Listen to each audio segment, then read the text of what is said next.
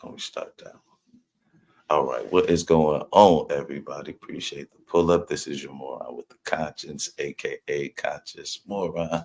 Um, of course, we are in the political season, and if you've been following me, hopefully you know that I like politics. And recently, in the past, well, I want to say what Thursday, today, Saturday, Thursday, I believe, Barack Obama was speaking about black men and their unwillingness to, I guess, vote for Kamala, um, chastising them in a sense, and of course the right and the left have been kind of and this is very interesting, and I think it's very good. This is a very good thing because it's going to get black men engaged in politics, which is always I thought always we needed to be more. And the ironic thing is, I thought that Barack Obama would engage us more during his presidency, but I don't really think that happened, and I think it's coming back to fruition. So I'm almost I won't say elated about the situation, but I think it's a time for black men to literally get engaged and involved and to educate themselves on politics and how they work. That's the most important thing. You can't really be in a politics game and know how they work. It's not. I mean, but we can learn with the fact, we know how to adapt. And I think that a part of me was like a little bit disappointed that it didn't happen with Barack. But looking back on it, even with myself, I kind of lost the interest, I think, after the first term. But that was on me. I should have stayed engaged. So I think this is a chance for all of us to get engaged and stay engaged. That's the thing. We got to stay engaged, and hopefully we can start building a community where we can always talk. So that's this is perfect for your boy, as they say. This is perfect for. But let's take a little gander because we're gonna be doing videos all day. I think this is the time. Xavier DeRousseau, a former BLM activist, and Anton Daniels, a YouTuber, content creator. Xavier, let's start with you. You say you were personally, after watching them, offended by Obama's comments? Absolutely. I mean, first of all, Obama's not as talented of a liar as he used to be. But quite frankly, my answer... Wait. So Trump is a talented liar, my brother? It's almost in the political game. This would be black on black crime. No, no. Let me stop. Because this is going to be part of the thing. Both sides are going to have players that look just like one another, and they are going to be. Well, I'm sure you know. Let me shut. Go. Ancestors fought way too hard for me to have the ability to learn how to read, just for Obama to expect me to be so uneducated to think that I would vote for Kamala Harris simply because she claims to be a black woman. And I mean, if I don't really think that was Obama's message, but I could be interpreting the situation wrong. I think he was really saying, like, how could you not vote for her because of the threat that Donald Trump poses? And I hear that a lot on these places. You got to tell me why you're not voting. Why you're voting for Harris, and you can't mention Donald Trump. Well, why I vote is why I vote, and why you vote is why you vote. And I respect your decision, no matter what it is, even though I might agree with it. But your choices for why you decide to vote for someone is just that. Now, you can explain them to me, and I can either agree with them or disagree with them. But just to say that I have to meet your requirements to prove to you why I'm voting for her. I'm voting for her because of Donald Trump, literally. And I don't want to say that would be the first reason, but I don't think she's as bad candidate as everybody's making her out to be. But let's continue. People want to stop having Kamala Harris be called a DEI hire. Maybe he should stop trying to remind us of her demographic every 5. And this, you can't be a DEI hire. It's a process, y'all. It's in the job process thing. So never mind. 5 minutes. Black men not supporting Kamala has nothing to do with her being a woman. It has everything to do with her lack of accomplishments over the last 1,359 days. Well, okay, like as black men, we literally have to stop using that trope that people are saying.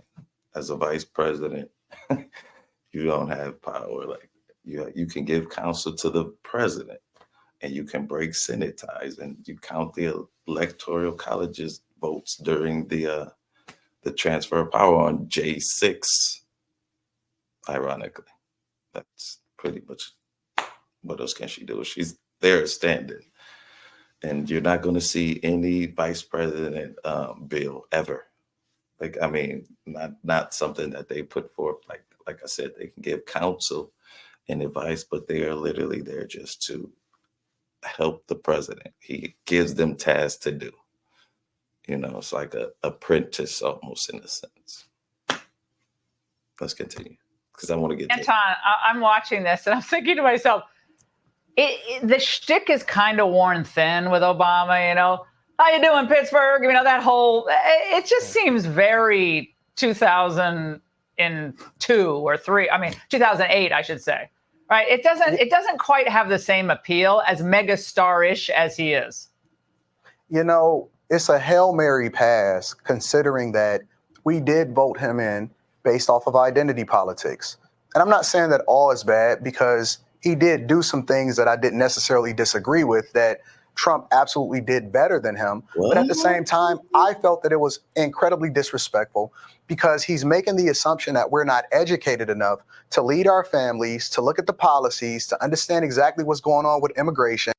I don't think he's saying uneducated, but you've been led astray, run amok. Like Trump has convinced a small section of black men that he has our interest at heart with the platinum plan, which didn't go through at all. At all. It was just literally like that. Trump is good at that. He's good at dangling the carrot in front of your face to get you to cross the finish line, so to speak, for him. But once you cross the finish line, you never get the carrot. Because at the time, he could have passed the platinum plan, but he did not. He didn't even throw it up into the House. No, you can't even tell me one senator that took it to the House floor. So he wasn't really serious about that. But I mean, it's a good trick, and that's what Trump is good at doing, is tricking y'all.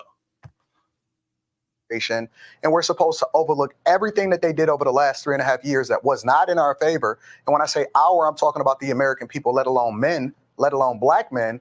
And we're supposed to vote for her because of some misogynistic reason that's made up.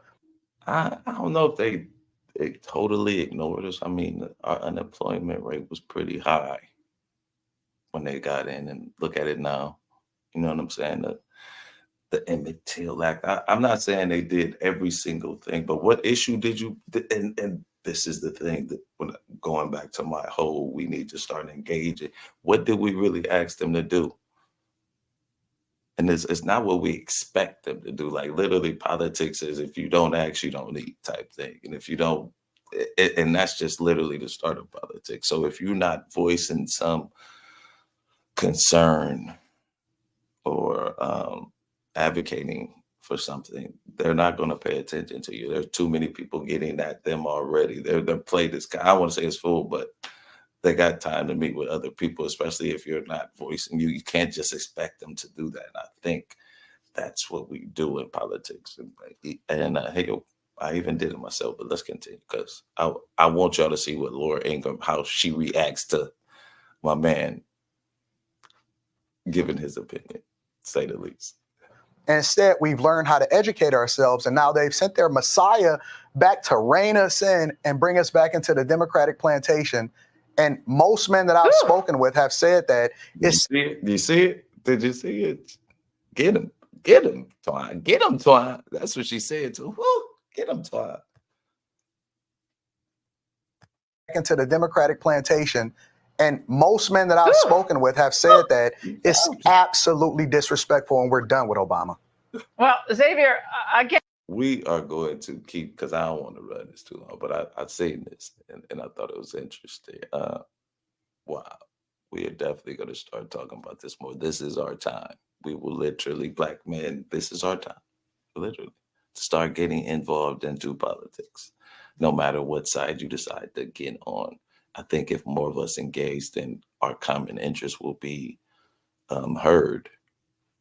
But that's just me. And what do I know? I am just a moron with a conscience, aka conscious moron. And as always, without you, there is no moron. So y'all be safe. Peace out. We're gonna be talking about this more.